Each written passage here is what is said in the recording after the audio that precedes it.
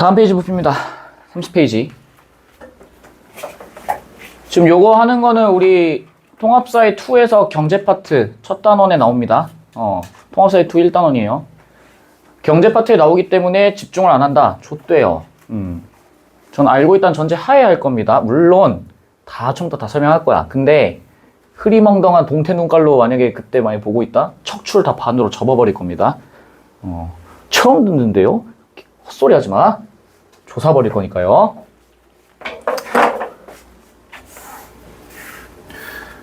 지금 제가 하는 얘기는 통합사회 그리고 중학교 때부터 했던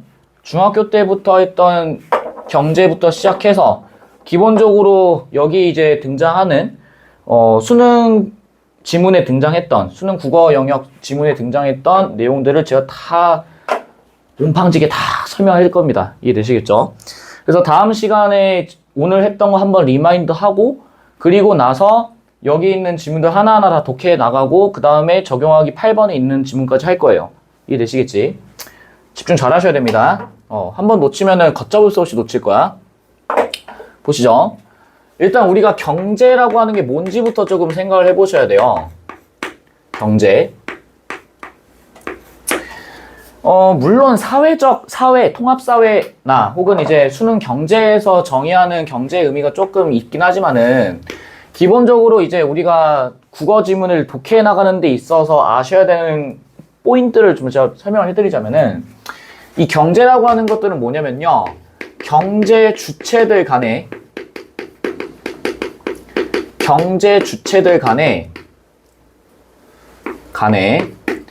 돈을 매개로, 요걸 꼭 기억하셔야 돼요. 돈을 매개로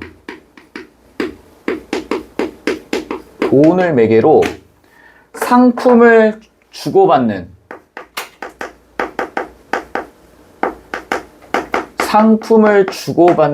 체제다라고 이해하시면 됩니다. 요렇게 조금 이해를 하시면 좋을 것 같아요. 경제 주체들 간에 돈을 매개로 상품을 주고받는 체제다 라는 거. 요 앞에 한 가지 좀 첨언을 하자면 시장에서 라는 말을 좀 첨언을 할게요. 시장에서. 경제 주체들 간에 돈을 매개로 시장에서 상품을 주고받는 체제다. 이렇게 좀 이해를 해놓을게. 일단 하나하나 조금 용어를 정의를 하고 좀 갑시다. 이거는 제가 첫날 첫 시간에도 얘기했었을 거예요. 경제 주체가 뭐니? 라고 얘기를 했을 때 우리가 경제 주체를 이렇게 정의를 할 겁니다. 개인과 기업과 그리고 정부가 있습니다. 라고 우리가 정의를 내릴 거예요. 개인과 기업과 정부. 특히 여기에서 이제 개인과 기업과 정부 중에서 특히 이런 어떤 개인 그리고 기업에 관련된 내용이 상당히 많이 출제가 됩니다. 이유인 즉슨 정부라고 하는 주체도 어쨌거나 이윤을 추구하는 어떤 주체이지만은 그 중에서도 우리가 주로 돈이 없으면은 살아갈 수가 없는, 물론 정부도 마찬가지지만은 개인들이 돈이 없으면은 굉장히 먹고 살기가 힘들잖아. 피곤해지잖아요. 그래서 이런 어떤 개인과 기업 그리고 정부를 통틀어서 우리가 전부 다 이렇게 정의를 좀 내릴 겁니다. 이윤을 추구하는 경제 주체다 이렇게 얘기할 거예요. 이윤을 추구하는 경제 주체. 그럼 이윤은 뭔데? 말 그대로 profit.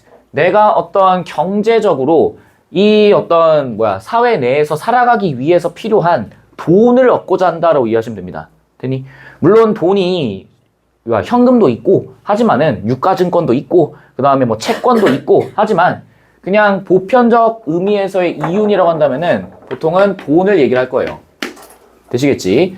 그래서 이런 이윤을 우리가 좀 앞에 말을 덧붙이면은 경제적 이윤이다 이렇게도 얘기합니다. 경제적 이윤. 되시겠죠? 적은 뭐뭐의 성격을 탄다라고 얘기했었어요. 그 다음에 여기 돈을 매개로 한다라는 얘기.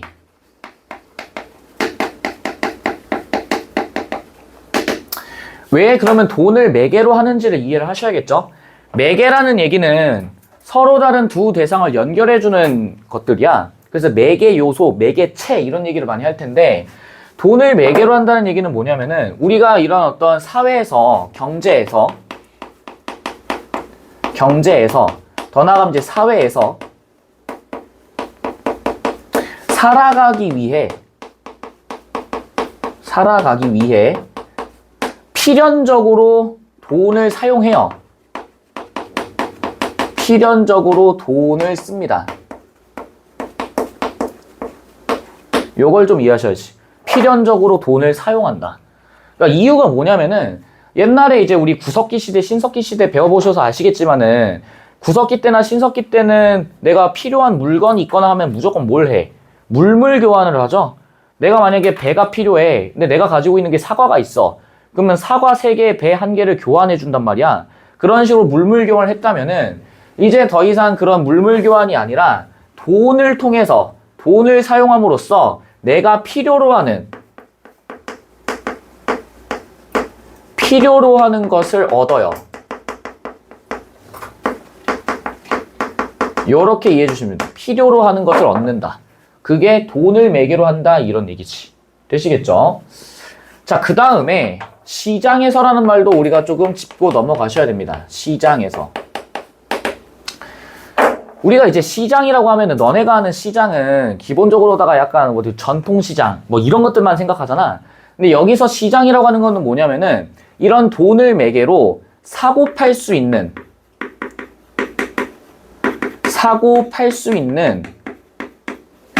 요 단어를 좀 기억하세요. 재화. 이 재화가 유통되는 곳입니다.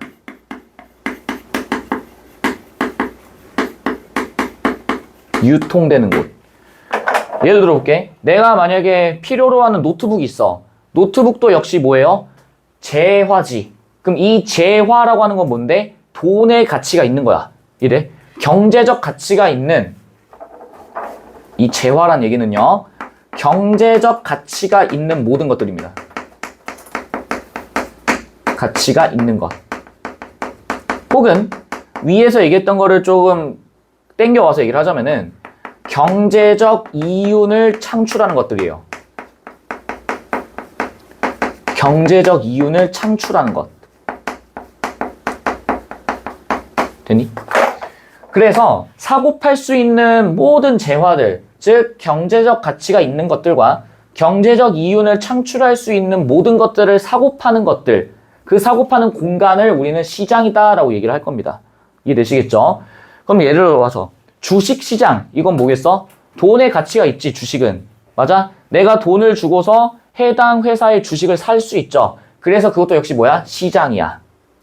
핸드폰을 사고 팔아요. 핸드폰도 역시 돈의 가치가 있지. 경제적 이윤이 있죠. 그래서 뭐야? 시장, 핸드폰 시장이다 라고 얘기할 수 있는 겁니다. 이해됐니? 과일을 사고 판다. 뭐예요? 과일 시장. 그 다음에 요거 상품을 주고받는다 라고 되어 있죠. 상품을 주고받음. 상품을 주고받는다는 건 무슨 얘기겠어? 그냥 주고받는 게 아니죠. 뭐예요? 돈을 통해서 돈을 지불하고 돈을 지불하여 합당한 가치를 치르는 겁니다.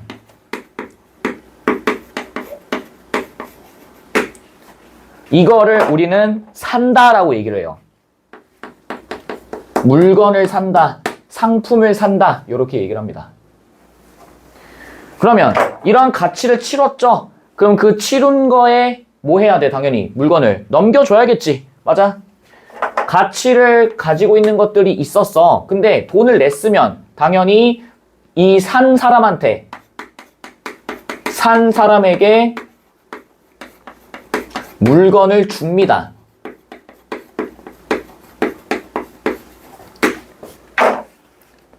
전제 조건은 반드시 합당한 가치를 치렀는가 안 치렀는가의 문제야.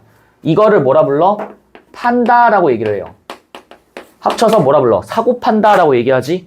그래서 이 상품을 주고받는다라는 얘기가 우린 무조건 뭘 매개로 하기 때문에 돈을 매개로 하기 때문에 이거를 상품을 서로 뭐한다? 매매한다라고 얘기해요. 매매한다. 됐니? 상품을 뭐 한다? 매매한다. 들어보신 적 있죠? 뭐 땅을 매매하다, 건물을 매매하다. 들어보신 적 있을 겁니다. 살 매자에 팔 매자야. 그래서 매매라고 불러요. 그냥 상품을 그냥 주고받는 게 그냥 매매인 거예요. 내가 얘기했잖아. 돈을 매개로 해야 된다고. 내가 만약에 돈을 매개로 이걸 하자면 그냥 이건 물물 교환이에요. 이해돼? 전제 조건이야, 무조건. 여기도 제가 적어놨죠? 뭐 돈을 지불해야 된다고. 돈을 지불하지만 안 돼, 무조건이야. 돈을 지불하지 않으면 얘는 그냥 단순 증여예요. 야, 너네 생각해봐. 당근마켓에서 무료 나눔했어. 그 사람은 물건을 나한테 줬지. 맞아? 물건 줬잖아요. 근데 내가 돈을 줬어, 안 줬어? 안 줬죠. 그럼 이건 매매가 아니야. 이해돼? 그냥 무료 나눔이에요. 증여라고, 증여. 줘버린 거라고. 이해되세요? 반드시 돈이 있어야 됩니다. 돈 없으면 안 돼요. 경제라고 하는 게 뭐기 때문에? 돈을 매개로 움직이기 때문에. 이해되시겠나요? 돼? 네. 잘 봐. 물론 지금이야 이제 돈이라고 하는 게 지금 원래 우리가 알고 있는 돈은 화폐, 지폐, 동전 이런 것들이 돈이잖아. 근데 지금 이 돈의 범위가 좀 넓어졌죠. 비트코인, 코인으로 많이 좀 넓어졌지. 또 뭐 주식을 증여하고 주식을 불화하고 막 이런 것들이 그런 것들이 전부 다 있는데 아무튼 그것까지는 신경 안 쓰셔도 되고요. 어쨌거나 저쨌거나 제일 중요한 거는 돈을 매개로 상품을 주고 받는다 라는 게 제일 중요한 얘기야. 되시겠지? 잘 보세요. 그러면 이런 경제라고 하는 거는 이 경제라고 하는 거는 당연히 물건을 사려는 사람도 있을 거고 파려는 사람도 있을 거야. 팔려는 사람도 있을 거예요. 그거를 사려는 사람과 팔려는 사람으로 쪼개서 한번 얘기를 해보자고. 당연히 이걸 사려는 사람들은 재화겠죠, 재화. 재화만 제가 딱 얘기를 하겠습니다.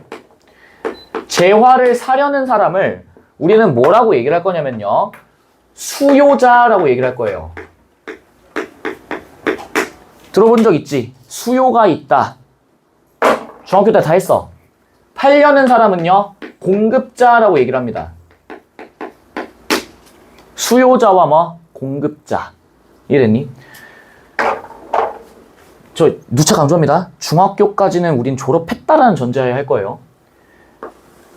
그래서 이 경제에서는 무조건입니다. 수요와 공급에 따라서 움직여요. 이해되니? 수요와 공급. 그리고 이 수요와 공급은 무조건 무엇에 따라서 움직여? 이 재화의 가치에 따라서 움직여요. 됐니? 이 가치가 높으면 높을수록 수요도 높아지고요. 공급하려는 사람들의 경우에도 그 어떤 수요를 충족시키기 위해서 물건을 공급하게 돼. 근데 잘 들어봐. 그래프는 안 그릴게. 이게 지금 사탐은 아니니까. 얘기를 해보자. 보세요. 만약에 수요가 높아졌어요. 그러면 수요가 많아졌다는 얘기는 물건을 사려는 사람이 뭐 한다는 얘기야? 많아졌다는 얘기죠. 너네 입장에서 생각해봐. 너네가 전 세계에 100개밖에 없는 한정품을 가지고 있어요. 근데 전 세계에서 그 한정품 사려고 막 달려들어. 그럼 너희들 입장에서 가격을 낮추겠니? 높이겠니? 높이는 게 지극히 정상이죠. 그래서 수요가 높아지면 당연히 여기 있는 재화의 가치, 즉 다른 말로 가격은 어떻게 될 수밖에 없어? 높아질 수밖에 없습니다. 가격은 높아질 수밖에 없어요. 반대로 수요가 감소해요. 수요가 감소하면은 가격은 어떻게 될까? 떨어질 수밖에 없습니다. 이거는 우리가 너무나도 직관적으로 잘 알고 있어요. 수요는 떨어져요. 그럼 한 가지만 더. 그럼 수요가 올라감에 따라서 가격이 올라가고 수요가 떨어지면서 가격도 낮아질 텐데 근데 우리가 안 본 게 있어. 한 가지 더. 공급자도 한번 봐보자. 자, 수요가 그대로란 전제하에요, 지금. 수요는 그대로야. 수요는 그대로인데 공급량이 늘어났습니다. 쉬운 예시로 너네가 만약에 핸드폰을 사려고 그래. 갤럭시 폴드를 사려고 그래요. 플립을 사려고 그래. 수요자들이 똑같아. 수가 똑같아요. 그런데 삼성에서 아, 이번에 많이 만들어야지 해서 200만 개를 만들었습니다. 원래는 100만 개만 만들던 걸 200만 개를 만들었어요. 그러면 공급량이 많아짐에 따라서 당연히 가격은 어떻게 될까?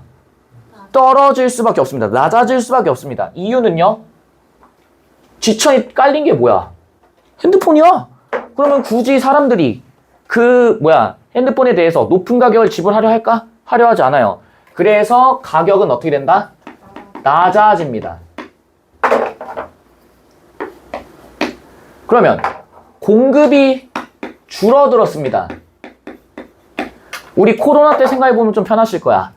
코로나 때 모든 사람들이 마스크를 사려고 그랬죠. 근데 마스크의 양이 한정되어 있잖아. 그래서 사람들이 막 약국에 서가지고 주민등록번호 앞자리, 뒷자리 뭐 이런 거 해가지고 막 했었잖아요. 공급량이 떨어져. 그럼 가격은 어떻게 돼?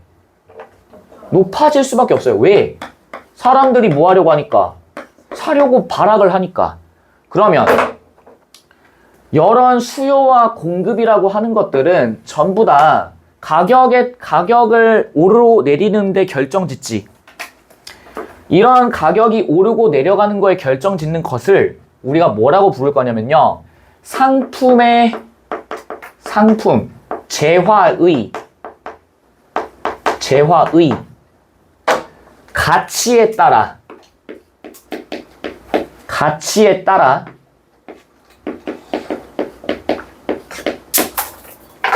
가격이 뭐한다? 가격이 변동한다. 요거를 무조건 알고 계셔야 됩니다. 가격이 뭐한다? 변동한다. 요걸 이해하셔야 돼요. 됐니? 요 지금 개념이 머릿속에 들어가 있어야 경제라고 하는 게 이해가 되실 겁니다. 이해가 될 거야. 자, 지금 여기까지는 되셨어요. 지금 제가 대략적인 경제가 무엇이고 경제가 어떤 식으로 움직이고 행동하는지에 대해서 대략적으로 좀 제가 설명을 해드렸어요.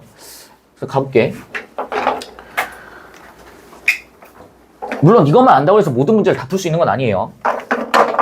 자, 그러면 우리가 저런 이제 수요와 공급이란 걸 배웠잖아? 그러면 이 경제라고 하는 거는 저런 수요 공급에 의해서 움직이지만은 어떻게 이 경제가 굴러가는지, 단순 수요 공급이 중요한 거는 맞지만 그 수요와 공급은 왜 발생하는가에 대해서 이해를 하셔야 돼요. 이래니? 우리가 궁금한 건 뭐라고? 수요와 공급, 이게 왜 변동을 하는지, 이게 왜 변동이 생기는지를 이해를 하셔야 된다고. 왜 그러면은 수요 공급에 변동이 생기나요? 라고 했을 때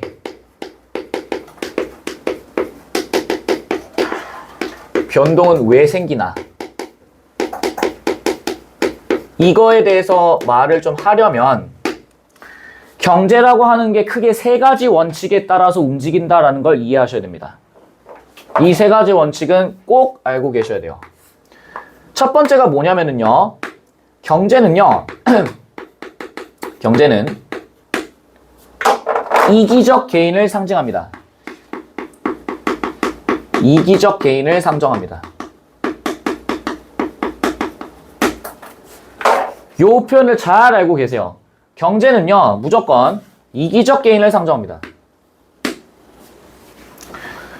여기서 말하는 이기적이라는 얘기가 너네가 이제 막, 넌 이기주의적, 넌 너무 이기적이야. 막 이렇게 생각하지 마시고요. 여기서 말하는 이기적이라는 얘기는 앞에서 얘기했던 것처럼 경제적 이윤을 추구하는,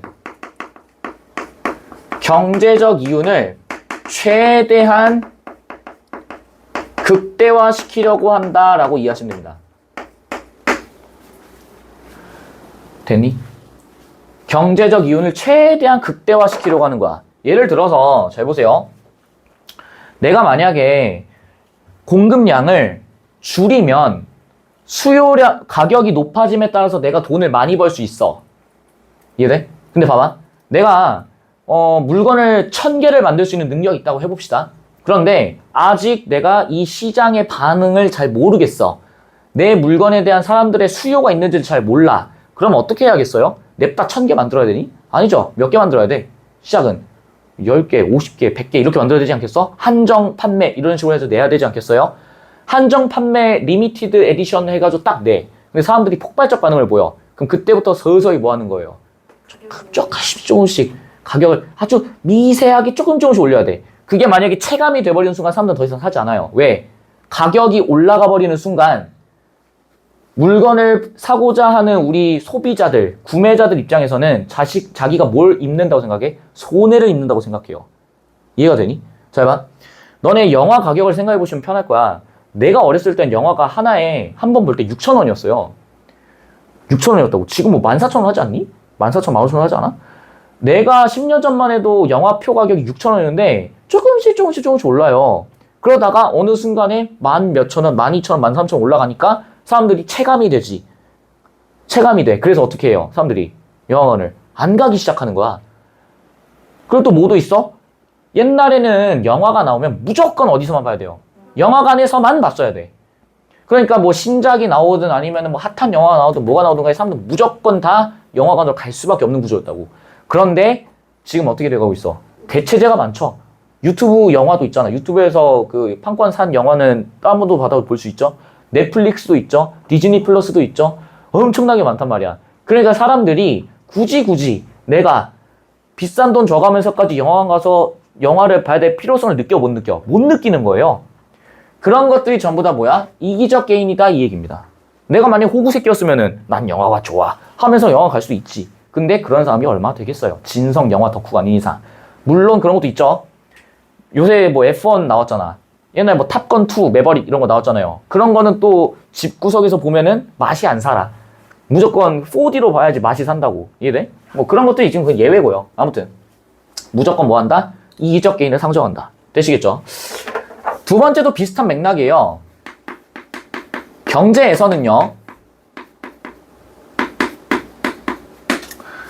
경제에서는 손해를 보려고 하지 않습니다.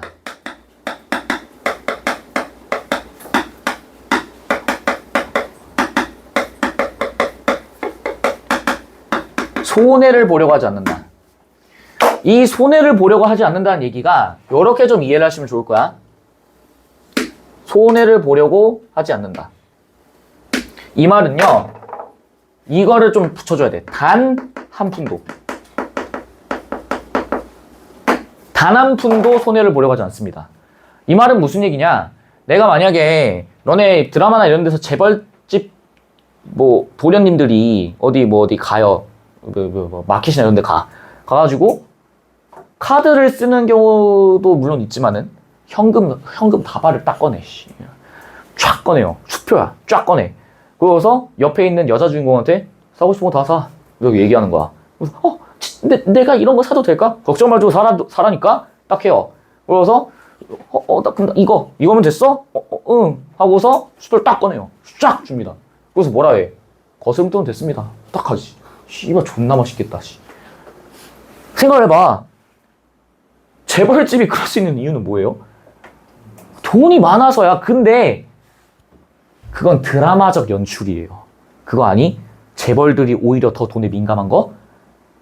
10원이라도 아끼려고 노력하시는 분들이야, 그분들. 허투루 돈 안 써요. 물론 여가 생활을 위해서 돈을 쓰시는 경우가 있죠. 뭐 대표적으로 야구단, 게임단 이런 것들. 하나생명 내가 이제 롤을 좀 좋아하니까 LCK라고 있어요. 뭐 남자들 알란가 모르겠다만 롤 이제 그 프로 리그가 있어. 근데 여기 이제 한화생명이라는 팀이 있어요. 한화생명은 아시죠? 몰라? 한화는 알지? 한화는 알죠. 한화 이글스는 알 거 아니야. 아무리 니들 몰라도. 아무튼 그 한화 계열사의 이제 한화생명 보험 이제 관련된 거죠. 이 한화생명에서 팀을 만드는데 원래대로라면은 기본적으로 이 기업들이라고 하는 게 전부 다 이 이기적 게임. 그러니까 기업이나 아니면은 이 개인들은 이기적 게임이에요. 무조건 돈 한 푼도 손해 보려고 하지 않고요. 무조건 이윤 극대화를 추구한단 말이야. 왜 그러면 기업들이 이런 식으로 프로 스포츠 팀을 후원을 하는 걸까? 이유가 뭔 것 같아요? 두 가지가 있어. 첫 번째, 잘 알려지지 않은 팀의 경우에는 자신들의 브랜드를 노출시키고 브랜드 가치를 높이기 위한 거. 두 번째, 그냥 취미. 내지는 세 번째, 호감도를 높이는 거야. 그러니까 별 사람들이 큰 관심 없는 기업들, 그러니까 대기업임에도 불구하고 잠재적 고객들을 유치하는 거예요. 그래서 사람들한테 호감을 주고 약간 이 새끼들 약간 호감이네 약간 이런 느낌을 주는 거야. 대표적인 게 오뚜기를 생각해보면 편해요. 약간 가뚜기 이러거든. 그 이유가 뭐냐면은 약간 이제 좀 사람들 입맛에 그리고 좀 소수의 입맛을 잘 맞추는 마케팅도 좀 잘하거든. 그리고 약간 그 회사 복지가 좋다. 그 다음에 이제 막 뭐 출산 휴가나 이런 것도 되게 잘 주고 하니까 회사 이미지가 대내외적으로 되게 좋아진단 말이에요. 나도 이제 밥 먹을 때 그냥 별 생각 없이 오뚜기 밥을 먹어요. 이유는 없어. 이유는 없어. 맛은 다 똑같아. 햇반이나 오뚜기 밥이나 똑같지 뭐. 근데 그냥 그 회사에 대한 어떤 호감 그것 때문에 하는 거거든. 얘도 마찬가지야. 여기 기업 뭐 굳이 홍보 안 한다고 해서 굶어 죽을 곳 아니거든. 그런데 이거는 좀 공공연한 사실이긴 한데 공공연한 어떤 소문이긴 한데 여기 한화생명의 이제 구단주님이 한화그룹의 셋째 아들이에요. 근데 셋째 아들인데 약간 돈을 어떻게 쓰냐면은 그냥 좀 뭐라고 할까? 덕질을 하는 느낌? 무슨 느낌인지 아세요? 내 돈으로 내가 덕질하겠다. 우리 귀여운 돌멩이들, 아이고 애완돌, 애완 멍멍이들 약간 그런 애들한테 약간 애정을 퍼붓는 것처럼 왜 이렇게까지 하지? 약간 이런 느낌이야. 그래서 구단 뭐 얼마 되지도 않지만은 한 팀에 이제 뭐 유망주 리그까지 포함하면 10몇 명 되는데 그 팀 전체를 위한 구단 전용 버스 막 이런 거, 구단 전용 클럽하우스 막 이런 거 안에 막 피트니스실 쫙 깔아놓고 개인 이제 여가 생활 보일 수 있도록 노래방 쫙 깔아놓고 막 이런 식이에요. 그 되게 사람들 입장에서는 아니 왜 이러는 거지? 막 이런단 말이야. 근데 생각해봐. 이게 기업 입장에서는 돈을 한 푼이라도 아껴야 되는데 그렇게 엄청나게 시설 확충을 해놨죠. 우리 입장에서는 어때? 너네가 당장 생각해봐. 어때? 합리적 소비군 이러냐? 아니죠. 좀 어때? 좀 과소비인 거 느껴지지 않아? 그래서 제가 지금 이거 언급을 하는 거예요. 좀 과소비인데? 싶은 거는 전부 다 예외야, 예외. 대부분의 기업과 대부분의 개인들은 절대 단 한 푼도 놓치려고 하지 않습니다. 너네가 만약에 택시를 탔어. 27,500원이 나왔어, 택시비가. 3만원 줬어. 2,000 얼마 나왔어, 거스름돈. 기사님한테, 거스름돈 됐습니다. 고맙네. 하면서 딱 가는 게 불가능해요. 너네 생각해봐. 거스름돈 2,700원 나왔어. 근데 슈퍼에서 만약에 슈퍼 아주머니가 그래 알았어 2,100원 줬어요. 2,700원 받아야 되는데 근데 지금 2,500원만 줬어. 너네 그거 200원 정도 뭐 껌값이지 뭐 하고 가냐? 좀 기분 나쁘지 않아요? 기분 나쁘지 않아? 따지긴 조금 그렇지만 그렇다고 해서 200원을 덜 준 거는 너무 괘씸한데? 약간 이런 생각 들지 않아요? 그겁니다. 언더스탠드? 세 번째, 경제는요 불안함을 견디지 못합니다.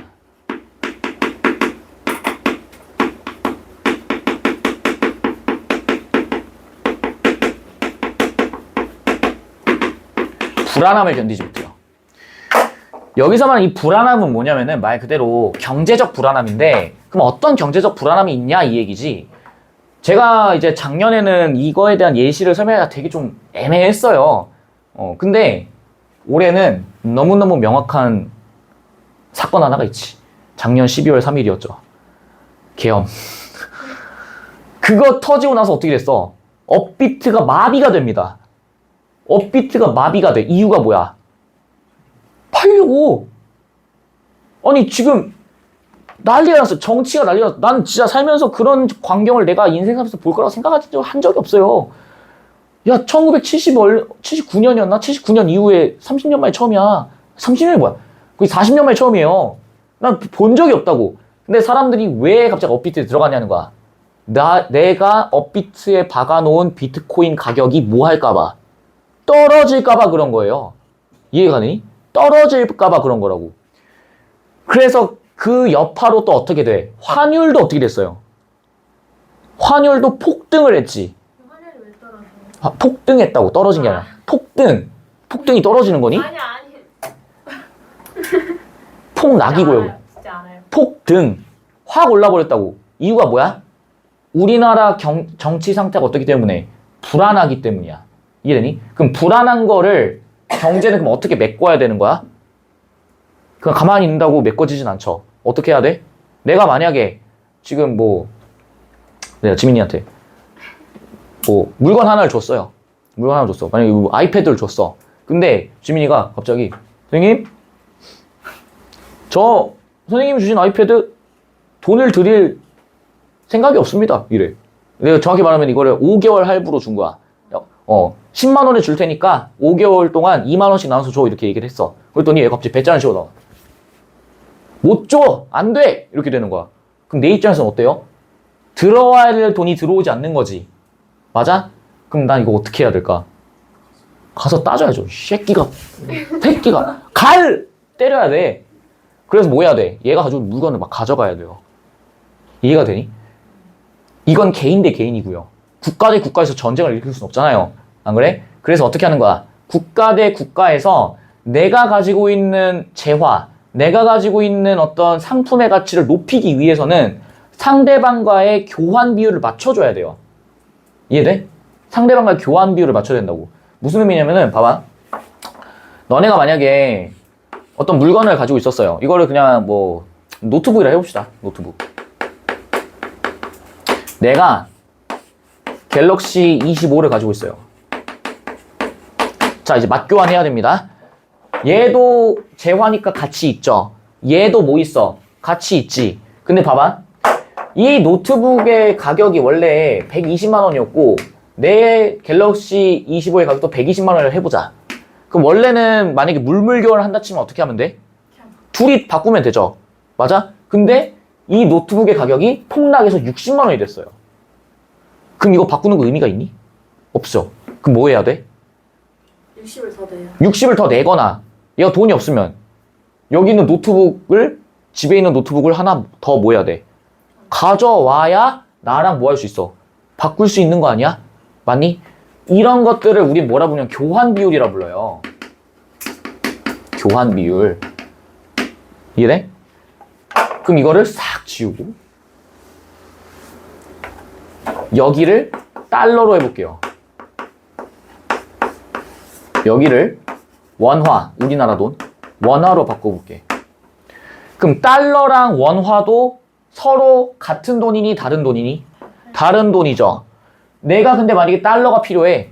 그러면 나는 이 달러에 상응하는 뭘 줘야 돼? 원화를 줘야 되죠. 맞아? 여기 달러도 마찬가지야. 만약 원화가 필요해. 그럼 뭐 하면 돼? 여기 달러 주고 원화 받아오면 되죠. 맞니? 근데 서로 다른 것들이기 때문에 교환을 하는 데 있어서 뭐가 필요하다? 교환 비율이 필요하다 이런 얘기야. 되니? 그래서 만약에 우리 원화의 가치가 떨어졌어. 아까 전처럼 내가 얘기했던 것처럼 계엄령이 터졌어. 정세가 존나 불안정해. 그럼 이렇게 되면은 우리 돈의 가치는 올라간 거야? 떨어진 거야? 가치가. 가치라는 말은 가치 올라가요? 떨어져요. 계엄령 터졌는데 씨발 돈의 가치가 올라가요? 돈의 가치가 떨어지죠. 돈의 가치가 떨어져. 그럼 어떻게 해야 돼? 달러 입장에서는 야, 너네 가치 병신됐네? 그럼 이제 어떻게 해야 돼? 너네 더 갖고 와. 더 갖고 와 이렇게 얘기한다고. 원래 1달러가 있었어. 1,000원이라 쳐봐. 나라가 개판이 됐어. 나라가 작살이 난 거야. 달러 입장에서는 이제 이 돈을 가져가도 의미가 없어. 그럼 어떻게 해야 돼? 교환 비율을 최대한 뭐 해야겠어요? 높여야지. 이제 너희 1,000원 가전 택도 없어 임마. 10,000원 갖고 와. 이렇게 되는 거야. 교환 비율이 어떻게 됐어요? 높아졌지. 그래서 교환 비율이 높아졌다. 즉 돈을 바꾸는 비율이라고 해서 환이라고 얘기해요. 환율, 외환. 이건 뭐야? 외국 돈. 환을 뭐 한다? 교환 비율을 맞춘다라고 해서 뭐라 불러? 환율이라고 얘기해요. 환율. 이해되니? 외국 돈의 교환 비율을 뭐라 부른다? 환율이라고 얘기를 한다고. 환율이 올랐다라는 얘기는 뭐예요? 교환 비율이 뭐 했다는 얘기야? 올라갔다는 얘기지. 그만큼 내가 가지고 있는 돈의 가치는 뭐 했다? 떨어졌습니다. 이 얘기야. 원래는 1,000원으로 1달러를 바꿀 수 있었는데 이제는 10,000원을 들고 가야 1달러로 바꿔준다 이 얘기야. 이게 더 극심해져. 10만 원을 들고 와 바꿔줘. 하이퍼 인플레이션. 너네 짐바브웨는 아니?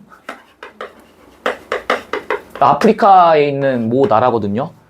여기 나라 지폐를 보시면요. 공이 한 몇십 개 있어요. 우리 이런 거 있잖아. 1, 10, 100, 1000만 이러고 있잖아요. 얘네는 공이 막 이렇게 붙어 있어. 왜요?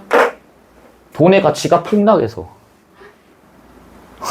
경제가 박살이 났어요. 대통령도 없어요, 여기는. 아무것도 없어요. 그냥 묵사발이 난 거야. 또 한 가지. 좀 쉬운 예시로 1차 세계대전이 끝나고 난 다음에 독일의 어떤 상황을 보면은 전쟁이 끝났어. 독일은 1차 세계대전 패전국이에요. 전쟁에서 졌다고. 그럼 전쟁에서 졌다는 얘기는 이제 그 나라는 회복이 될까 안 될까? 잘 안 돼요. 잘 안 된다고. 그런데 걔네들도 어쨌거나 먹고는 살아야 되지. 먹고 살아야 되니까 돈이 필요할 거 아니야. 근데 당장 지금 나라에 돈이 없어. 그럼 뭐 해야 돼, 돈을? 찍어야죠. 찍거나 아니면 뭐 해야 돼? 빌려야 될 거 아니야. 근데 니들 같으면 빌려주겠니? 그 나라가 개박살이 났는데? 그래서 교환 비율이 어떻게 되는 거야? 너무 어떻게 되는 거예요? 높아져 버린 거야. 그래서 당시에 감자 하나 사려고 하면은 독일의 화폐를 수레로 끌고 갔어야 돼. 수레에다가 싣고 갔다고. 수레에다가 싣고 가서 줬어야 된다고. 그 정도로 돈의 가치가 뭐 한 거야? 떨어졌다 이 얘기입니다. 그래서 그때 사람들이 춥고 배고프고 하잖아. 불을 떼야 되잖아. 나무보다 돈이 더 싼 거야. 돈을 덮고 잤다는 얘기예요. 어? 돈을 덮고 잤다. 돈을 막 덮고 자요. 이유가 뭐야? 그게 돈이 많아서가 아니에요. 돈의 가치가 너무 떨어졌기 때문에 돈을 쓰는 것 자체가 이 사람들한테는 의미가 없는 거야. 이해돼? 그 사람들은 더 중요한 게 뭐야? 나무, 고기 막 이런 것들이지. 이해돼? 그때 화폐 가치가 폭락을 하고 환율은 개떡상을 번져 올라버린 거지. 이해돼? 그럼 다시. 왜 그러면 불안함을 견디지 못하는 거야? 이제 견적이 나오시죠? 내가 가지고 있는 재화의 가치를 뭐 하고 싶은 거예요? 보존하고 싶은 겁니다. 이해되세요? 내가 가지고 있는 재화의 가치를 유지하고요. 보존하고 싶은 거야. 지키고 싶다 이 얘기입니다. 이해돼? 그래서 불안함을 견디지 못하는 거예요. 솔직히 니들 그러잖아. 중고품 같은 것도 보시면은 스크래치 엄청 많이 나고 기스 엄청 많이 난 거는 가격이 어떻게 되니? 낮아요. 그쵸? 낮아지죠. 떨어지죠. 하다못해 케이스 없는 것도 어때? 가격이 떨어지죠. 미개봉 중고품이라고 들어봤나? 포장도 안 뜯었는데 가격이 떨어져요. 이유가 뭘까? 왜 그럴까? 저 솔직히 큰 차이 없다고 생각하거든요. 근데 왜 미개봉 제품에도 불구하고 사람들이 가격을 깎는 거야? 믿음이 없어. 혹시 모르거든. 혹시 테이프 기가 막히게 잘 붙여가지고 미개봉 중고예요 라고 할 수도 있는 거잖아. 혹은 우리 그런 거지. 내가 새 거를 샀을 때 그 두근두근함, 설렘, 그게 있어야 되는데 어떻게 돼버린 거야? 그 설렘을 가져가 버린 거지. 신빙을 사는 어떤 쾌감이 있고 짜릿함이 있는 건데 누가 사버린, 이미 누군가의 손이 탄 물건을 샀을 때 어떤 찝찝함, 그런 때문에 가격이 조금 떨어지는 거예요. 아무튼 내가 가지고 있는 재화의 가치를 유지하고 보존한다, 이런 얘기 되시겠죠? 몇 시니 지금? 51분. 51분이야? 일단 오늘 여기까지 합시다. 다음 시간에 금리 얘기를 좀 해야 되거든? 금리? 니은 법칙. 니은 청각. 이게. 아무튼 되셨죠? 다음 시간에 여기 있는 지문을 하나하나 다 뚫어 나갈 겁니다. 너무너무 중요해요. 되시겠죠? 다음 시간에 봅시다.